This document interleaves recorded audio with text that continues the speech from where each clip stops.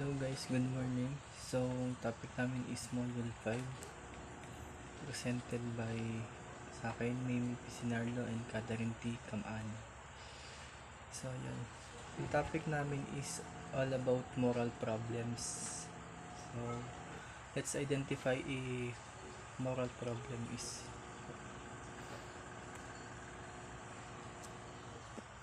So, yun. Moral problem is, as you may know by now, connected to the study of ethics, is the study of moral problems. In this module, we shall consider 4 types of moral problems that are relevant to the area of computing.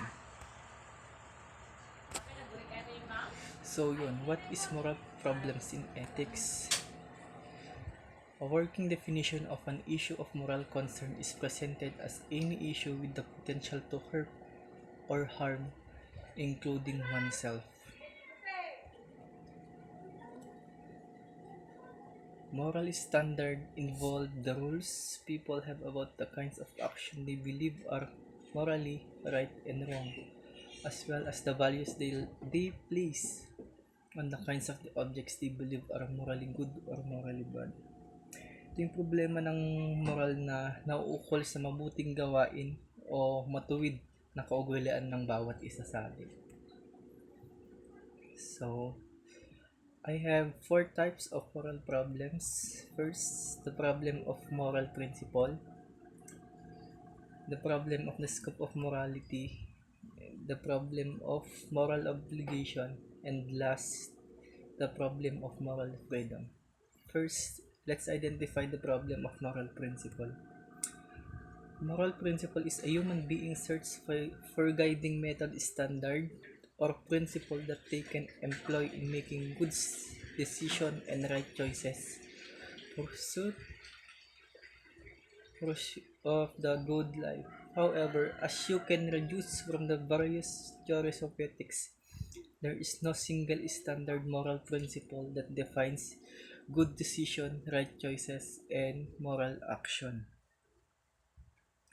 For example, maghanap ka ng mga bagay na pwede mong pagdesisyonan na ikaw lang mismo at pagpipilian kung tama ba yung bagay na yon. So yan, may scenario tayo dito. Consider this scenario. You are a computer specialist employed in the human resources department of the hospital. As such, you are responsible for safekeeping and updating the computer records of the documents.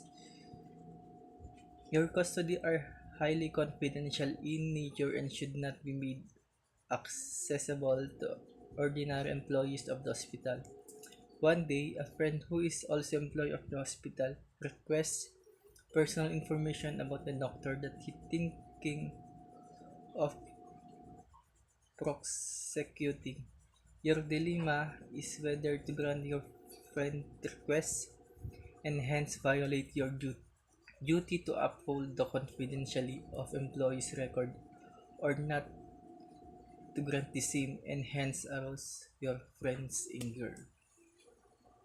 Diba? Parang yun example, may mimili ka ba kung pagbibigyan mo ba yung kahilingan ng kaibigan mo na bigyan siya ng informasyon about sa doktor na kanyang hinihingan ng mismong informasyon, pero pinagbabawal ito kasi nga confidential yung bagay na yon. Next, example of moral principle is some common of moral principle are honesty, respect, kindness. If I accept this principle as worthy of guiding my life, then try to be honest with people, show respect for them, and be kind of them.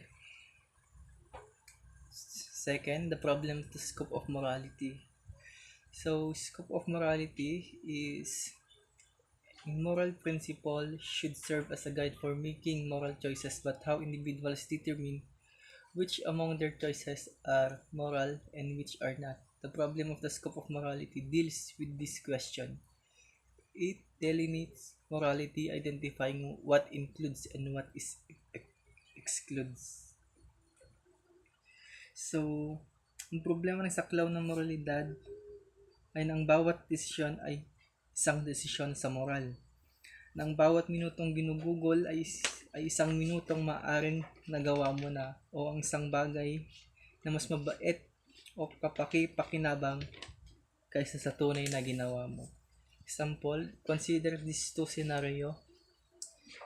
Scenario 1, one day one bought several copies of pirated software. He then set up a stall and proceeded to sell the copies he had bought. He did the pirate software and display licensed copies but always hinted at buyers that he had cheaper version of the software available. Okay, scenario 2. One day you decide to try out new software in financial accounting.